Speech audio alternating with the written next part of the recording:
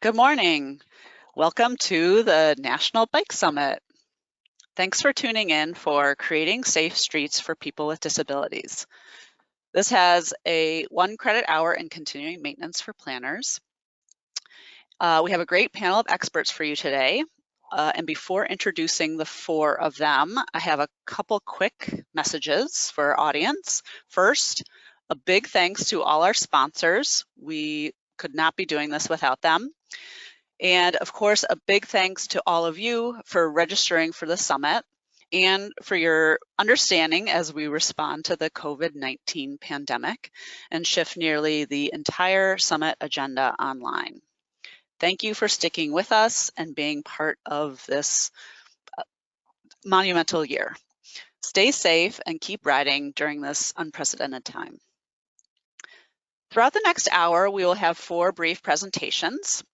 If you have questions, please type it into the control panel box on the right side of the screen when you think of it. Don't wait till the end, just do it when you think of it, and I will collect the questions and facilitate the question and answer at the end. My name is Allison Dewey. I'm the Director of Education at the League of American Bicyclists, and I'm going to introduce our 4 panelists, and then we're going to do a few quick polls so the panelists can learn a little bit more about you as our audience.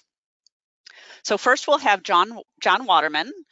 He is the Executive Director of PEAC, Everyone Can Ride, located in Ypsilanti, Michigan. I think I'm saying that right. That is correct. Okay, good. If you are familiar with the hand analogy of Michigan that all Michiganders use, Ypsilanti is right about at the base of the thumb. That's right, John, right? That's correct. And we have an amazing water tower, for anybody knows it.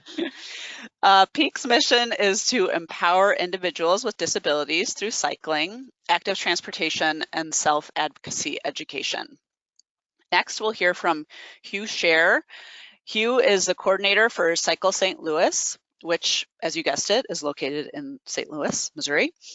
Cycle St. Louis strives to be the leading resource for providing cycling information and inclusive opportunities for individuals with disabilities in the St. Louis metro area, including cycling access, training, and riding opportunities.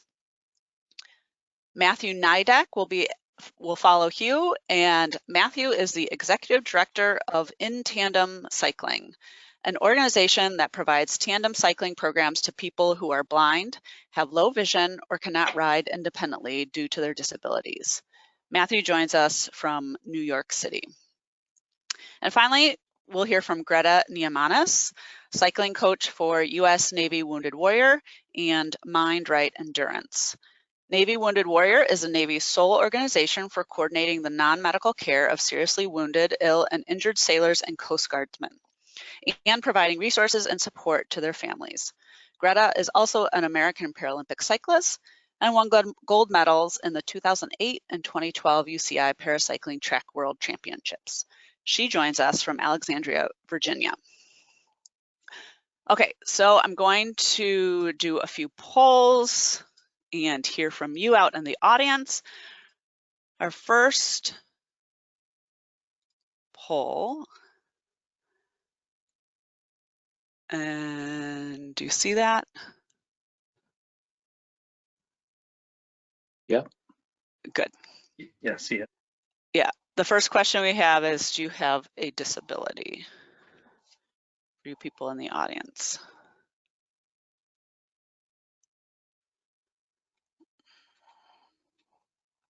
And I'll give it a couple more seconds and then I'll close the poll and show you the results. Okay.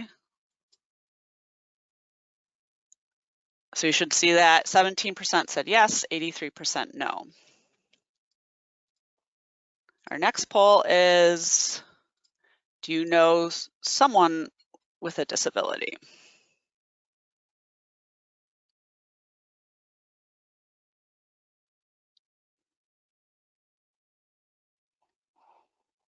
Okay, I'll be closing the poll. Looks 100%, yes, we all know somebody with a disability. If you have a disability, do you cycle?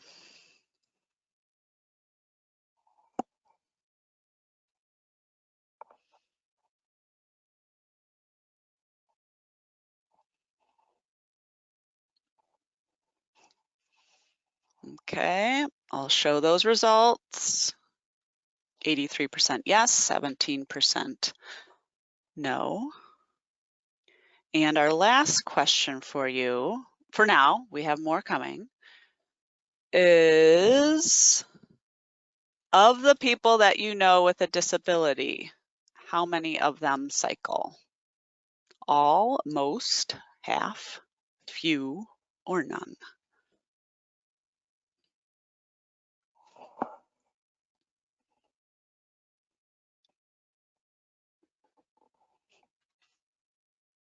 A couple more seconds on this poll. And we're going to close that, and I'll show you the results. Kind of spread across the board. Majority is in few of them, few of the people that you know with disabilities cycle. Okay, so with that, I'm going to hand the reins over to John. And he is going to go ahead. Let's see, where are you?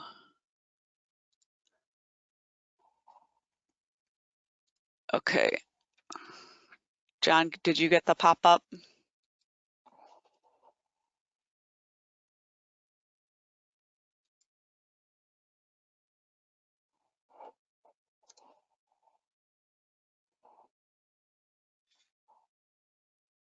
John, I can't hear you.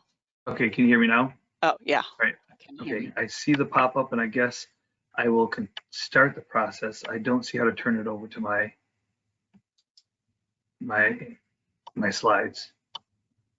So is it shared right now? I believe you're the presenter, yeah. Okay, oh, great. but it says I'm waiting. No, it says I'm waiting to view your screen. Okay. And I see sessions recording, session go to Mac, go to that, organizing panelists. I don't see how to put my screen on at this stage. So do I just hit the screen button there? Does that do it? Well, no. Accept the box. You can say, yes, show my screen. Do you see that box? I do not see that box. Okay, Sorry. let me do, I have two. Okay, now do you see it? Now I see it. Okay. All right, am I on now? Yes, you are on. Thank you. Hey guys, Awesome. Thank you for the process of, as I'm learning how to do this webinar, we're teaching the old dog the new tricks. That's right. So and then John, if you could put it in present mode, that'd be great. Right. And present mode should be right there. Boom. All right, now that we're in present mode. Perfect. PEAC is an organization that empowers individuals with disabilities through active modes of transportation. PEAC began in 2004 as a nonprofit 501c3. I began working with individuals with disabilities my second year of teaching as a special ed teacher in Battle Creek, Michigan, after a student was involved in a serious car bike accident that altered his life. As a result of that, I realized there's very few programming for individuals with cognitive impairments and cycling. And so I began teaching students after school. And that's what evolved into PEAC, which has become the program you're going to be seeing. What is PEAC? We're a nonprofit that teaches alternative modes of transportation, biking, buses, and walking. The pictures on the left is our transportation program. We are so successful helping individuals ride independently in the community that the transit agencies came to us about 10 years ago and said, hey, what about providing transit-based program? And so now we wrap all modes of traveling together and we do a transportation program. The center picture is a picture of our summer program, enjoying the riding together and learning to ride for the first time. You'll see the two young men in the middle of that picture both face the challenge of Down syndrome. Prior to PEAC, it was considered in the 90s that individuals with Down syndrome, because of balance, heart issues, low muscle tone, were unable to ride our two-wheel bikes. We've disproved that, and have shown that everyone can ride. And then the mechanic program on our right, Lonnie is taking part of it tire, where we're working on teaching job skills for individuals who can become bike mechanics. Everyone can ride. We believe no matter what your disability is, everyone can ride. The pictures here show some different types of bikes, some different types of riding. No matter what your challenge is, we ask you to bring us the most difficult cases, prove us wrong, challenge me, give me that ability to show you that everyone can ride. Everyone can ride, but it may be different. You see the hand cycle on the left, the young man who learned how to get out of his chair and ride a bike for the first time. The side-by-side bike up in the top middle is a bike that individuals can ride together. We found that the aging population has really enjoyed that bike, riding with grandchildren. And then the tandem bike in the bottom right has become an essential tool of our program. The tandem was based out of us trying to teach a young man, myself trying to teach a young man how to ride a two-wheel bike. And he did everything we said, and he worked hard, and it was about 3 years into the program and couldn't master the two-wheel bike. And I was at a bike shop, saw a tandem, asked the owner to borrow it, and he reluctantly agreed. No, actually, it was very open, and he gave us a bike to take for a spin. And we found that that was such a great means to helping individuals who couldn't ride a two-wheel bike to ride and feel the road, that it's now an essential part of all of our programming. Our summer program is how it all started. We have an 8-week summer program that is dedicated to working with students with disabilities and helping them ride. You see learning to ride the two-wheel bike, our hips pushing, helping students balance the two-wheel bike, enjoying the tandem together in the middle, and even the recumbent tandems. The program is open to anyone regardless of the disability they may face, and we have 0 rejection rate. 2x2 program is run by Nino Piccini and his wife Marie. It's our program that he manages and teaches people how to captain tandems. Nino's completely blind, as is his wife, and they are in mini group rides, part of the Wolverine Cycling Club. Both have been the state time trial champions. However, they haven't made the Paralympic status as they were in their 40s and 50s when they started riding.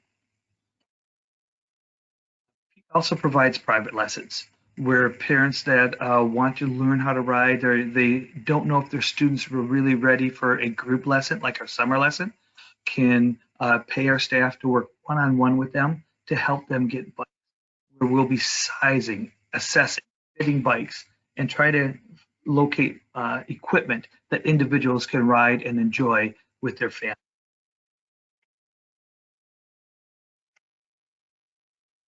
Active transportation.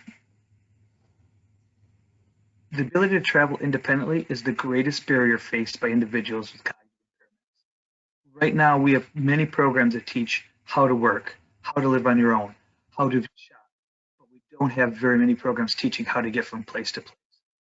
As you see us in the winter traveling, using the smart bus sign and traveling to the buses is something we do. We're going out to the schools and teaching individuals how to ride for the first time. The school in the middle is actually riding around the outside of a track and working in a school in Wyandotte, Michigan. And then finally, our mechanical piece of the program. If students can't fix their bikes, they're not going to be riding as often. So we have students now learning how to maintain their bikes, keep their bikes running, and working throughout the year. Our program is goal-based.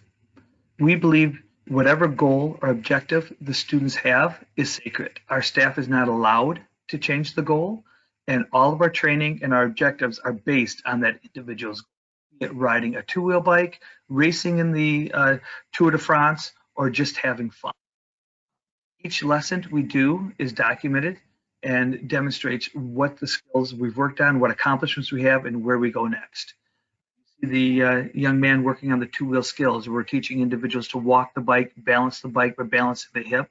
We never touch the bike. The individual has to maintain the bike. You see the young man sitting down, kneeling down there with the hearing aids is actually Connor Waterman. He'll be my son. He'll be coming up later in the slides. regarding some advocacy stuff, and he works in our program during the summer helping young students with disabilities to ride. We found that the greatest teachers we have are students who have graduated a program or who are leaders of a program teaching other students with similar disabilities to ride for the first time. And then our award ceremony, celebrating the success at the end of the lessons. We're always talking about what our students accomplished, celebrating those successes, and looking at where we're heading next for each objective. Benefits of the program: the ability to travel independently, the ability to relate to others is just all the joys that we feel with the bikes are really magnified by a population that many times don't have the same amount of opportunities that we have. So the reason everyone at this conference loves cycling is only that much greater for students with disabilities, especially our younger students that are learning. Our programs are community-based, which means they happen out in the community. They're not in an isolated area. They're helping individuals become part of our community and feel the joy of riding. We've worked with other programs before. There was a rowing program that was talking about all these great things they did, and I found out it was all based in the gym. It was so disappointing because I wanted to get our students involved into it, and then we found out that, wait a second, we're not just going to go to a gym and work out. We want to be out in the public, out in our streets, learning how to ride, and that's what PEAC is about. The adaptive cycling has a potential of changing cycling for the better for everybody. The picture on the left is actually, you'll see Connor Waterman at 9 years old, 10 years ago, when he was part of the group that passed the Complete Streets. Connor, Katie, and James presented in front of the House, the Senate, and actually were part of the signing with Governor Granholm, the Complete Streets legislation for the state of Michigan. Their testimony was very important to move the legislation forward and show that making the roads safe for all users is the right thing to do in Michigan. Their motto is nothing about us without us. We want to be part of the process, and we want to make sure the process is benefiting people with disabilities. The picture on the right is the adaptive Mogul bike share that we've worked on with Mogul to bring in the equipment, to set up some trainings, and to set up a bike share that would replicate the ADA service of a transit department, and using that as our standard. We were able to get, I believe, the bikes all together for that system for under $25,000, and about another $15,000 or $20,000 for operating that for the year. So that bike share is very successful, and we definitely appreciate what Rory and Lisa's done with that. I'll turn the rest of my presentation over to the next group and look forward to your questions. Great, thanks, John. Okay, so I'm going to give it over to Hugh. Where are you, Hugh? Okay. And great. Is it up? Yes, beautiful, Hugh. Great, Thanks. great, thanks. Thanks everybody for joining, and I hope everybody's staying safe out there. So Alice did a great job of talking about who Cycle St. Louis is, so I really won't go into that. Just want to say that we're a voluntary coalition of organizations and individuals. We're not an official 501c3, and you'll hear more about that later.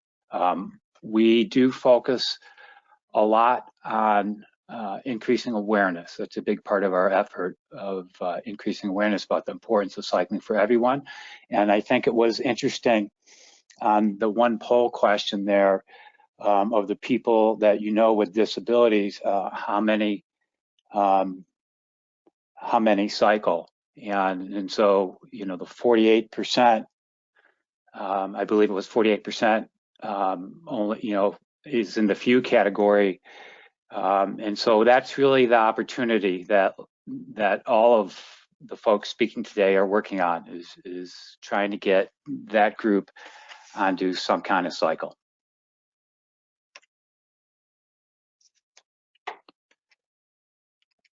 Okay, so let's see.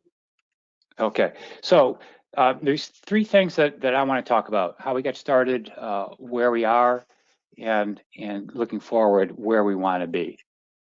And so our origins are with the Delta Gamma Center, who provides services for blind children, blind and visual impaired children and their families. About 15 years ago, they started a tandem cycling program, which has now matured into a well-oiled machine, which includes 20 amazing tandems, a robust training programs for captains and pilots. And I know Matthew will be speaking about InTandem's robust training program here in a bit.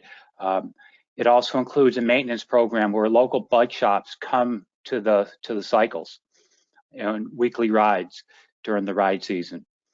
The executive director at the time, Debbie Nauke, saw the magic of how cycling was positively impacting the children and their families and started doing outreach to organizations who provide services to people with disabilities in the St. Louis region. And so that was really the birth of Cycle St. Louis, which now includes the 10 nonprofits you see on the right and some other organizations, including a bike shop that are key to cycling in the St. Louis region. The executive director, Debbie Nauke, is now retired and my co-partner in crime in everything Cycle St. Louis. And we both still volunteer with the tandem program. So sitting with Debbie in a coffee shop earlier in the year, we kind of scratched out really what we're trying to do, and that's the graphic right there. And I hope some of you had the. Oh, I'm sorry, Allison. All right, I'm going back, Allison. Do you want me to do the poll? Yeah, let's do it. Okay, hopefully people let's do didn't the look too poll. closely. We have another right. poll for you before Hugh goes on to his next slide. So let's launch that. It's, what are your thoughts on why the people that you know with a disability do not cycle? And you can click all that apply. Oh, sorry.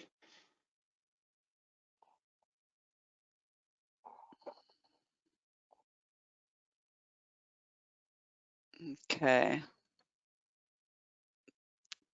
The results are pouring in. I saw all these numbers shifting around. I'm going to close the poll and then launch it so everyone can see the results.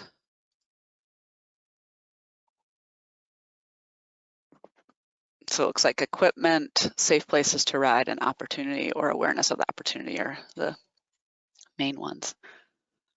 Okay, so I'm going to hide this. I think it should go back to your screen, Hugh. Are we back? There we go. Okay, so sorry about that. I got a little carried away here. Okay, so again, this graphic represents really our basic approach and what we're all about. Again, recognizing that we're all volunteer organization. And so I was saying, I hope some of you folks out there had a chance to participate in last Wednesday's webinar, Improving Transportation Culture in Laredo, Texas. If not, I recommend you go back and listen to the recording of that. Their approach is similar to ours, is all about inclusiveness, integration of cycling into existing community organizations, most importantly, government and schools, and really reaching out to the entire community to get others to believe in their mission.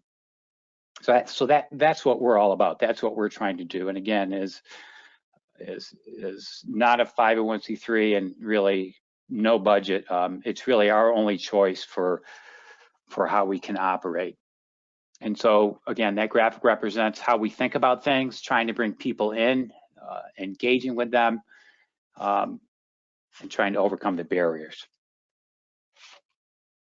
So a big part of our focus on removing barriers is simply to increase awareness about the benefits of cycling for everyone, especially people with disabilities. We've worked hard over the last year on communications. That includes our first website, telling our story through a variety of different channels. We've engaged with many organizations about our mission and how we might be able to work together. And so everything that really follows here, the next few slides, is really a result of the last 12 months of engagement. So this is an interesting partnership that we just formed. You know, we've had our eye on this organization called Variety for a long time. We always felt they could be a key partner. They give away more than 200 cycles a year to kids with disabilities, and 50 of them are highly adapted. So you see them there. That's their annual cycle giveaway event. And so as a result of some ongoing discussions over the last couple of years, in 2020, they're going to encourage their families to participate in our events, helping to keep them using their cycles throughout the year. A big issue for folks, and I'm sure many of us as cyclists realize this, is just finding safe places to ride in their communities. And so we hope to provide an opportunity for that large community. And they have a huge network via social media and Facebook. And so we're super excited about the potential to increase our reach.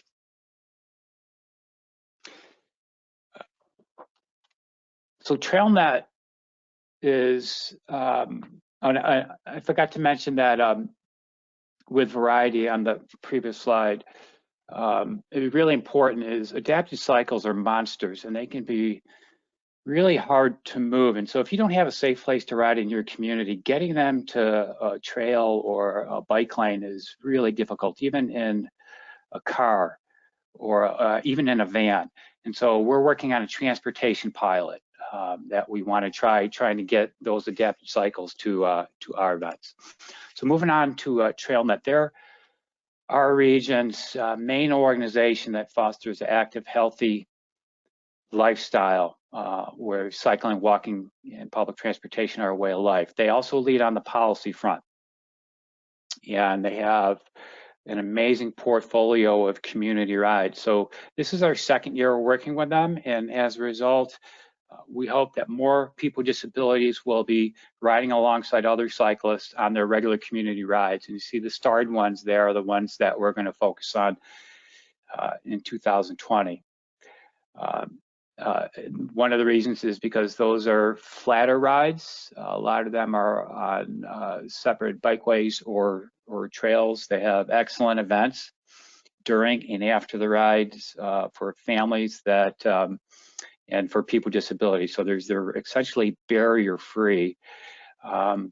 Also, another feature of these rides is there's a very short route where cyclists can turn around. They will include parking lot areas where folks on highly adapted cycles that may be only capable of riding 100 yards or so can ride more of a rodeo style type thing, all the way up to 50 or 20 miles for the more accomplished adapted cyclists. Rides will be free for Cycle St. Louis participants and their families.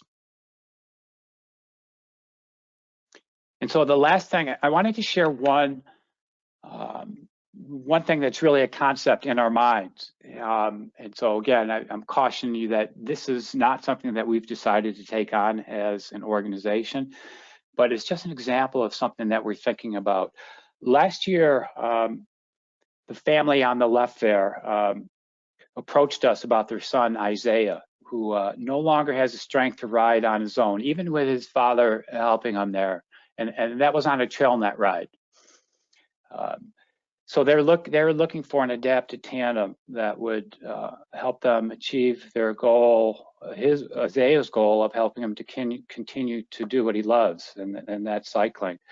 And so we were able to match Isaiah's family with the family in the center there on that cool green side-by-side tandem, who was no longer using their previous tandem. And so they actually were able to donate or give Isaiah's family that tandem that you see now on the right. And you see the beautiful smile there. So he's out back cycling again with his dad, and they're really excited about that. And so we're also And so we're playing around with this concept of kind of a match.com thing for cycles, because we know that there's a lot of unused cycles and adapted cycles in our community that people outgrow, don't use anymore for a variety of reasons. And so they're out there and available. So we're thinking about how to make that happen, and we'll explore that this year. Something else that we've done is we've placed 3 adapted cycles at a bike shop on the Katy Trail here in Missouri, which are free for families to use. So we know there's something there, and we're going to explore it later this year. And so really the last thing I want to share with you is where we'd like to be. And so, you know, we kind of feel we've done some good things, but we're also early in the game here, and we have a huge opportunity with, again, thinking about that one poll question there. There's a huge opportunity to get more folks with disabilities onto cycles. And so we also realize that we're still dabbling in recreation, and that there's a lot of policy and infrastructure issues out there that we need to engage on. We've started to do that by being asked to participate on the advisory council of the Missouri Bicycle and Pedestrian Federation. So we're now regularly submitting comments at the state level and also at the local level through TrailNet on some policy issues. So we started there, but tons of work to do on that. So as we move forward, we want to include more people with disabilities in leadership and decision-making on Cycle St. Louis. And we definitely need, as we start to launch more initiatives, more programs, we definitely need to think about more sustainable financing. And so again, that's going to come later this year as we discuss our organization more with our steering committee and exactly where we want to be. So I just have a few pictures I want to show you here. This is sorry, I want to go, oh boy. So this is a gentleman who cycles better than he walks, and you see the cane in the back of his cycle there. That's interesting. This is Erica on the back of the tandem there. She's on Cycle St. Louis. You see her being helped off the bike. And that's Erica after a ride with her captain. This is a young lady who participated in Ride to Unite, which is our main awareness event tied to the Gateway Cup races, which is one of the largest competitive criterium races in the country. And this is where people with and without disabilities ride alongside amateur and professional cyclists. So it's a really neat event on a closed race course. There she is again, and there she is after the ride with her award. And this is a young man who just kind of tells the whole story there after a ride. And so that is it. So I'll turn it over to who's coming next. Thank you. Thanks. Thanks, Hugh. I'm not sure. Can you try and change presenter and hand it over to Matthew? You go to change presenter, and then there's a drop down. I seem to be jammed up in my control panel. Okay, where is change presenter? It's up in the top right hand under sharing. Okay. Change presenter. And we're going to Matthew? Yeah. Okay, he should have it. Okay, great. Okay, am I there? Yep, we see him, Matthew. Thanks. Excellent. Okay. Well, thank you, Hugh. Thank you, everybody, for joining, and Allison for hosting, and of course the League for allowing us to present on this topic. So we're from InTandem here in New York City, and what I'm going to do, similar to Hugh, is just go through how we started, where we are now, and where we want to go. Talking about some of the barriers that we've mentioned in the surveys, and that we've mentioned, Hugh and John have mentioned so far, and how InTandem and the organizers kind of got through those. So, sorry, I'm just gonna climb to my screen. There we are. Okay, so how we started really small. The idea of InTandem began when a man named Artie Elephant was no longer able to ride his bicycle safely on his own due to vision loss. And Artie was determined that his vision loss would not prevent him from doing one of the activities that he enjoyed most, which was riding his bicycle. And through Artie's wide network of friends, he connected with cyclists that had their own tandem bicycles and that were happy to ride with him. And as Artie's vision continued to deteriorate, he began to learn about various nonprofit programs and service providers that assisted people who were blind or who had low vision. And realizing and experiencing the joys and benefits from continuing to ride with his friends, Artie thought that it would be a good idea to organize rides through these various nonprofits. The ride started out as kind of one-off events where people who had tandems would volunteer to ride for a couple hours in Central Park. So, you know, Central Park was the original base of all of our rides, and it remains actually the base of all of our rides. It's a really good opportunity for people to get out and ride without traffic in New York City. And so, you know, identifying one of those places, you know, where to ride is obviously one of the most important things to launch a program. So we, you know, we're lucky enough to have Central Park here in New York to do that. And so another thing was that Hugh mentioned, and Cycle St. Louis actually being a group of nonprofits that works together. This is kind of what, you know, Artie did in the very beginning, was, you know, work with different nonprofits to, you know, learn about their programs and to get the word out that there's going to be a cycling program that's starting, or just an opportunity to come and cycle in the park, not necessarily a program, sorry. But so there's ways to work with nonprofits, you know, that are already established, and to, you know, to recruit volunteers as well as cyclists who benefit from riding. So not wanting to stop there with just, you know, having one-off events for where people could ride, Artie teamed up with an organization called Achilles International, and their mission is to encourage disabled people to participate in mainstream athletics. And he approached them and, you know, wanted to start a tandem bicycle program. So something that would be under the umbrella of Achilles International. People would be in Central Park riding regularly, and Achilles accepted that offer. And so InTandem was not around yet, but we were technically under Achilles International. And it started out with just a few donated tandem bikes. This program that was only able to run for a year or two under Achilles, but it gained enough interest and traction for it to become a standalone program.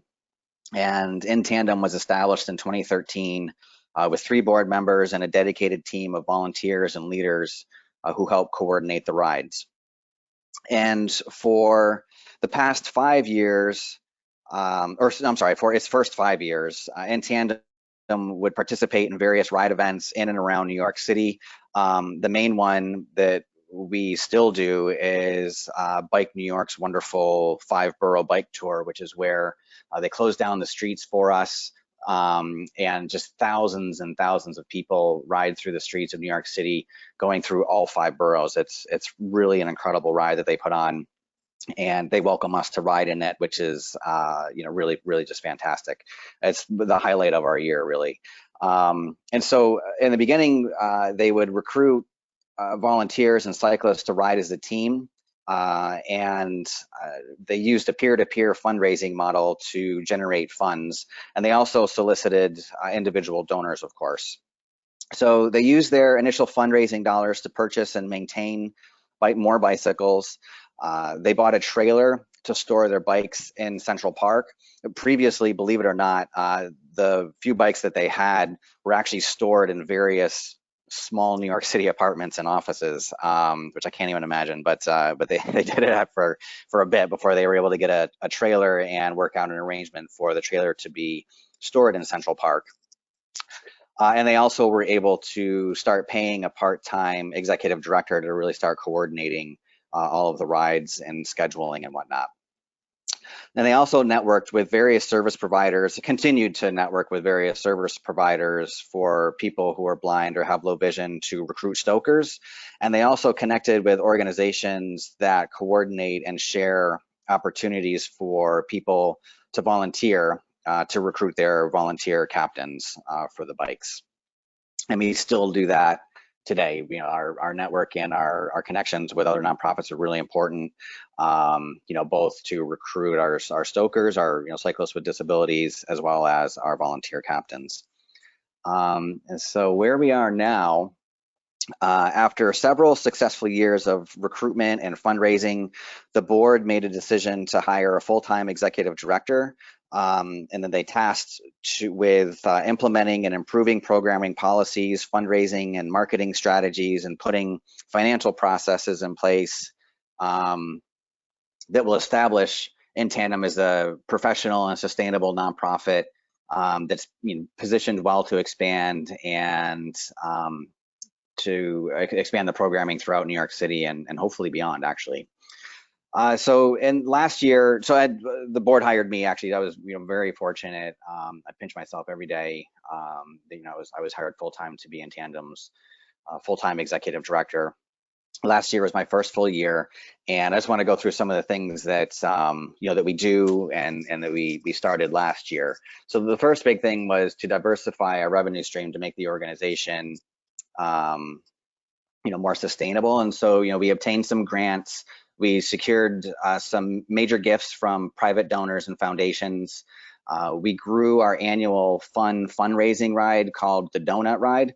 So this is a ride that we do in the fall where we start at night and it rides through the evening and into the middle of the night to different donut shops and rest stops that we have organized where we have donuts brought in. So we're just riding around town eating donuts and stuff, and we decorate the bikes with lights and everything. There's actually a picture, I think, on the previous slide that I had here. The one on the left is us in Sunnyside, Queens, a group of us for the donut ride there.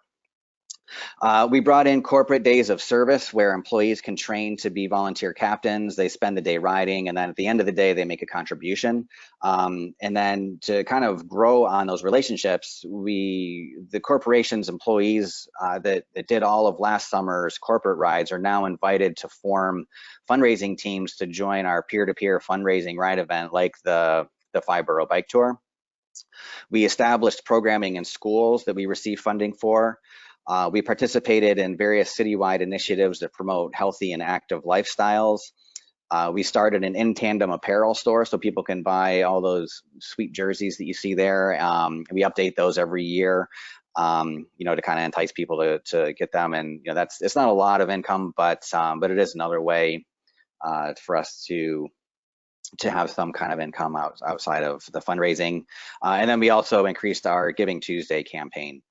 We spent a lot of time, as Hugh mentioned, upgrading and making our volunteer and cyclist orientation more robust. And we can get into that if there's some question and answers around that. But one of the things that we added was cyclists with disabilities into our training, which is a really, really important and beneficial addition. We launched a weekly indoor spin class specifically geared towards our cyclists with disabilities. We established a part-time paid ride management team who are responsible to administer our rides, which in Central Park are twice a week. We created a series of weekly rides called expedition rides, and those are mostly on Sundays. And they take our most experienced cyclists out of the park to various points of interest around New York, like beaches, parks, museums, restaurants, and things like that. And one of those rides actually is a Century ride. We named it after Artie Elephant, the founder of InTandem. We call it InTandem Century Artie's Ride. It's a 100-mile ride outside of New York City, starting in New York City, but then riding outside and coming back in.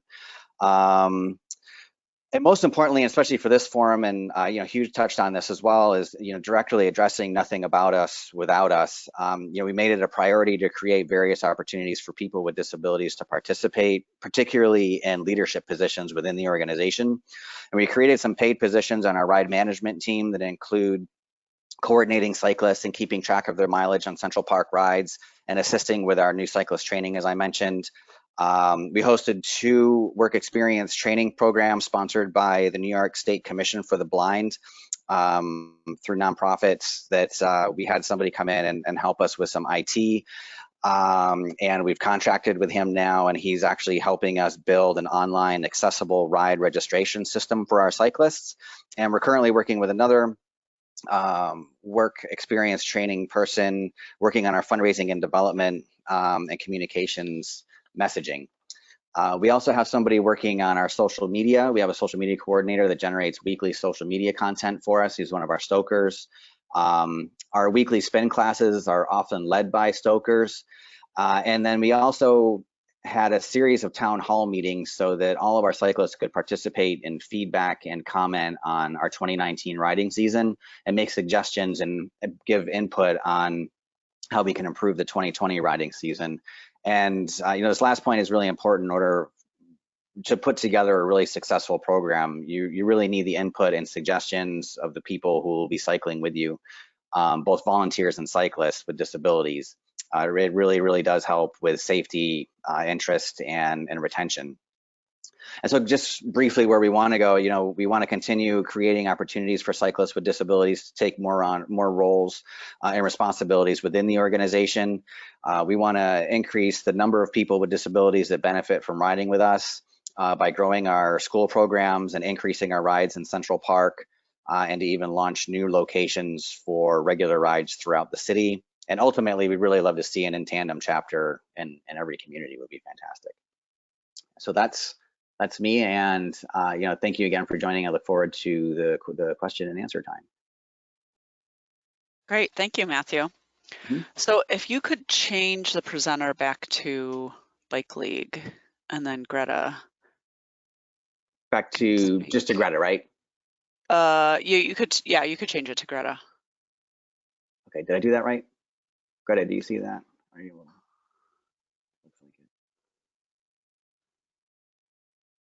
I do see it, although I do not have specific slides, so we were going to just use the title slide. Great.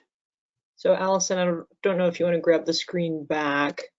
Oh yeah, I will. So I'm control that. Yeah, Matthew, can you change the presenter mode to me? So just as a behind the curtain thing, I have this application error that occurred. And I'm afraid if I click the OK, it's going to. I think Greta did. Thank you, Greta. Did that go back? All right. Yeah. Okay, now I think I'm back. What do you see? We see your desktop. My desktop, okay. So I'm going to, I don't know if you also hear that.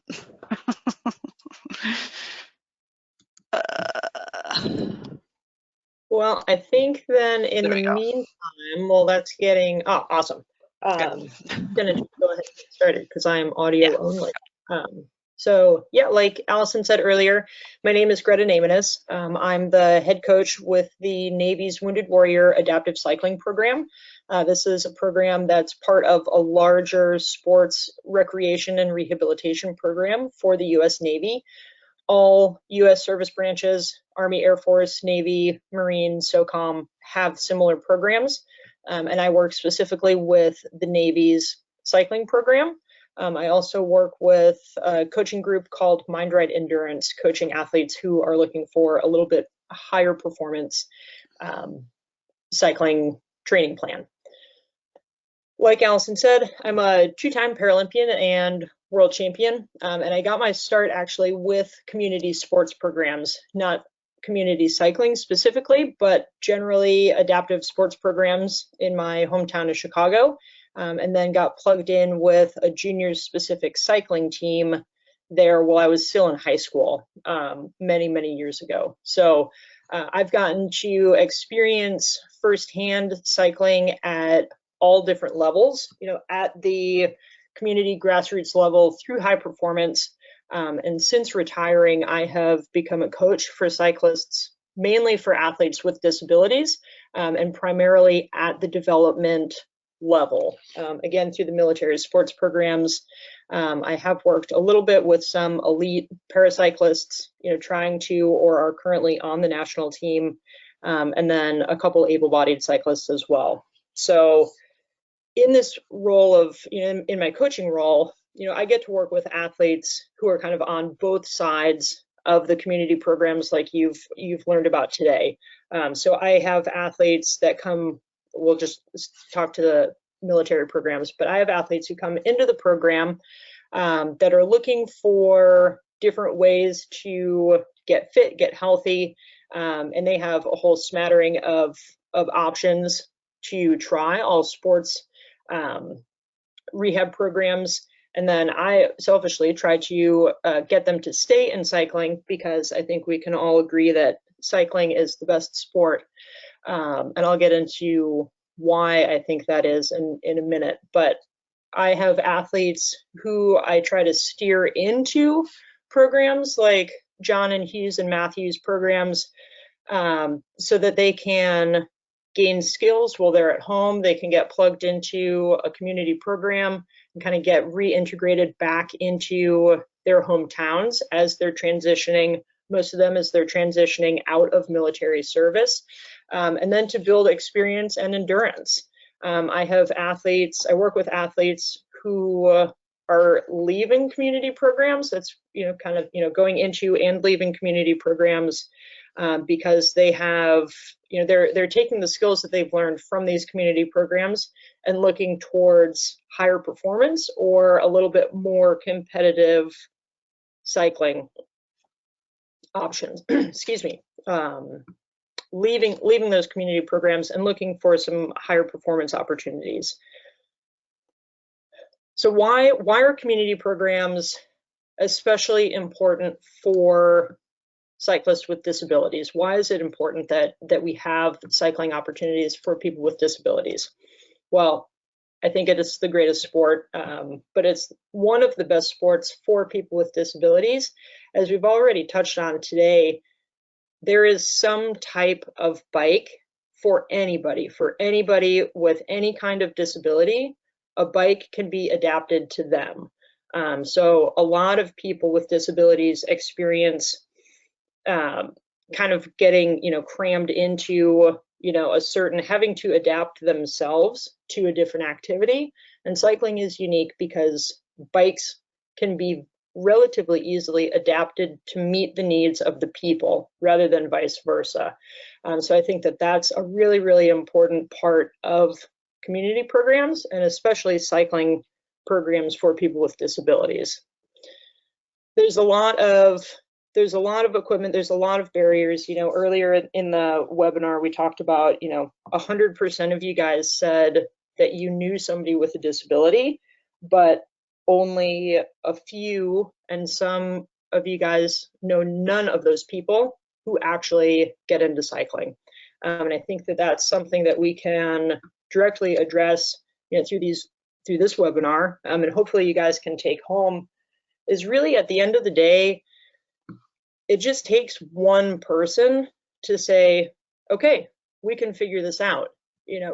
John's and Hughes and Matthew's programs have grown into amazing, tremendous programs, but they all started with one person, with one person saying, yes, we can figure out somebody to pilot a tandem, or we can figure out how to get a trike, or we can figure out how to move this hand cycle to a safe place to ride. And I think that that's probably the most important take-home message in my mind that I want you guys to take back to your own communities, because it just takes one person saying, yeah, we can do this, to grow into a really big opportunity for positive change in a lot of people's lives.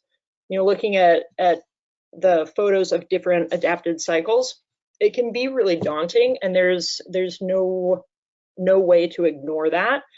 But taking a moment to say, okay, this tandem might be huge and might take up half of the space in my New York City studio apartment, but it's just a long single bike. We can work on this. It's really not that different than maintaining or assembling a single bike. You know, the cables are longer, the chain is longer. You know, a hand cycle, most of them have, excuse me, most of them have, you know, their drive wheels at the front instead of at the back. So their drive trains are upside down and backwards, but many of them use the same parts that an upright, a two-wheeled bike uses. You know, recumbents have really, really, really long chains or two chains instead of just one. So again, going back to just one person saying, all right, we can figure this out. I think that that is probably the simplest way, the simplest thing to take home with all of you guys into your communities to really make a difference for cyclists with disabilities.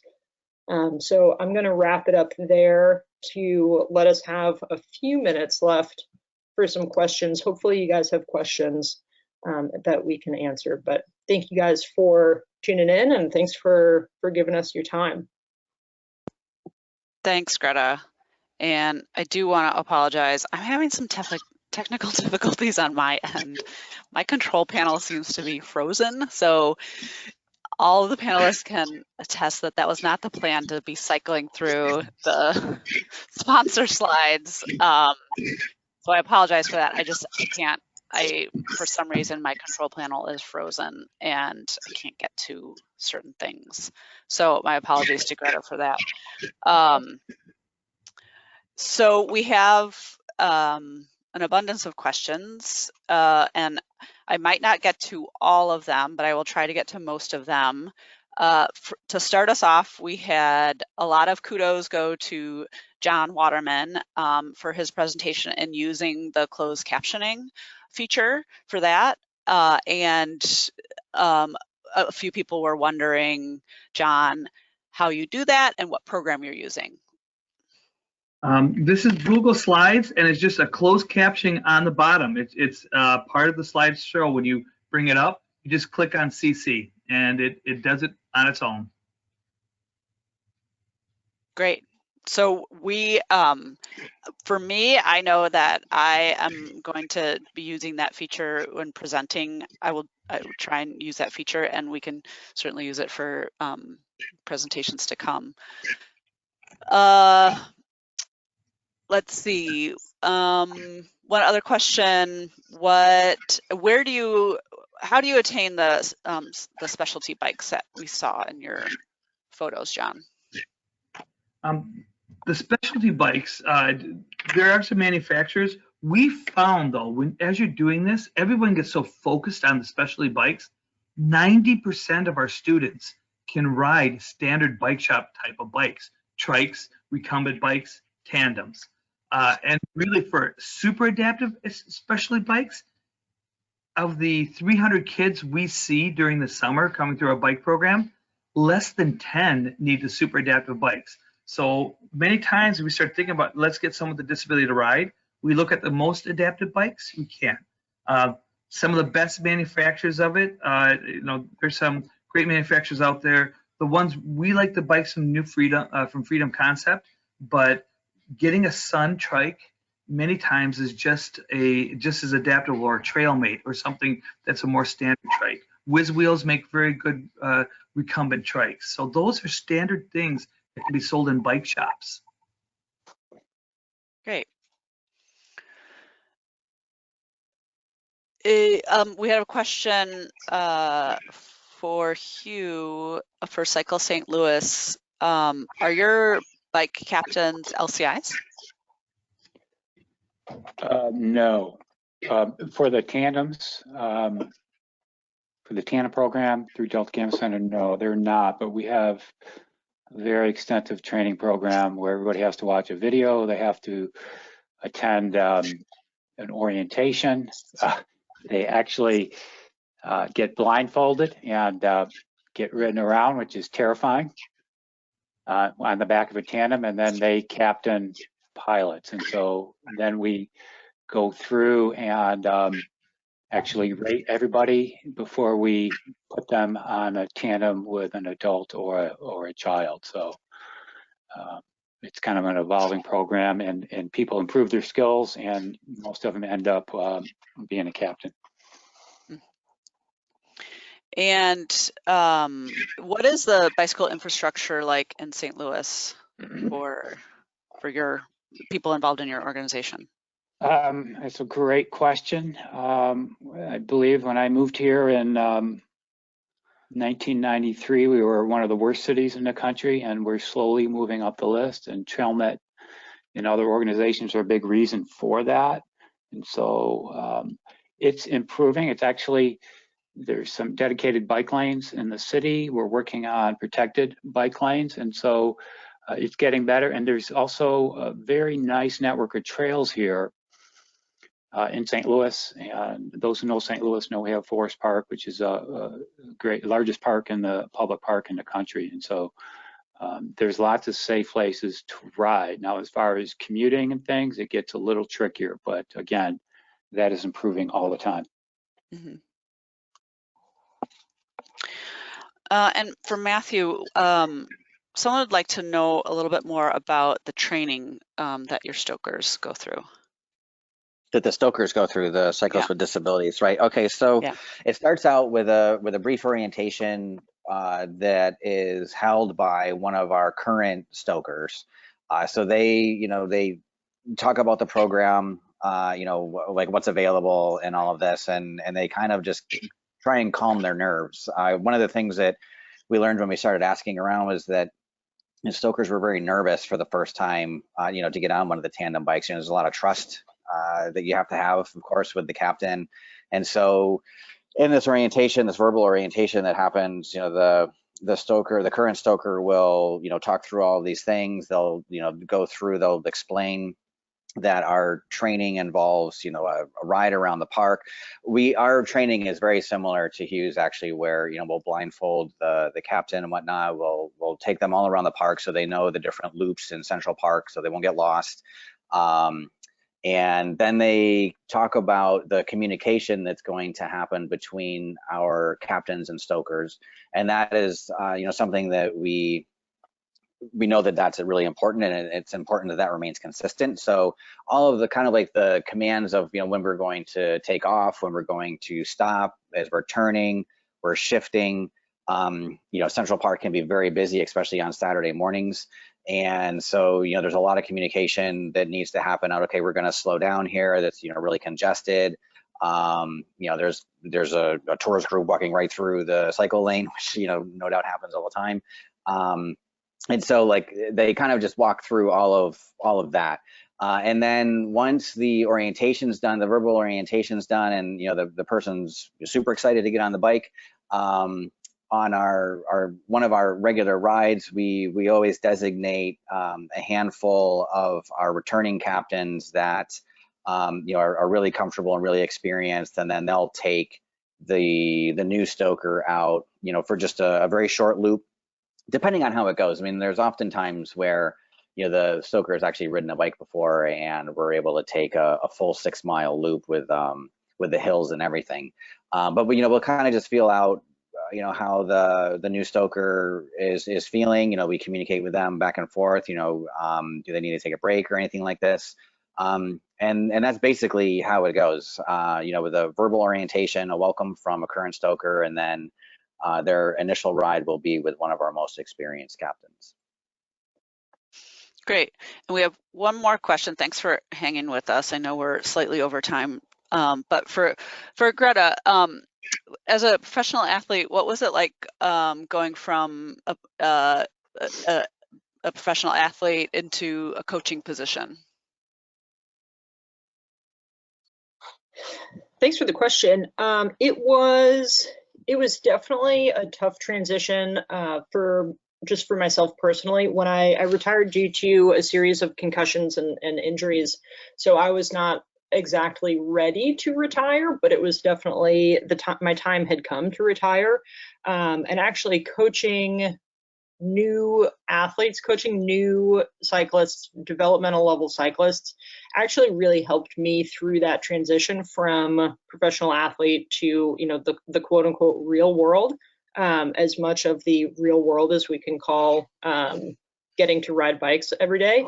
But it really helped me because working with new athletes kind of reminded me of just the simple joy of riding bikes. And I know that's probably a little bit corny, but going from kind of a hyper type A mentality myself, and then also being surrounded almost exclusively with people who also had that hyper competitive type A mindset, to a much more relaxed, much more fun and organic type of environment was really, really helpful. And I think that was definitely a welcome reminder about kind of the power of bikes and why we all get involved in cycling to begin with.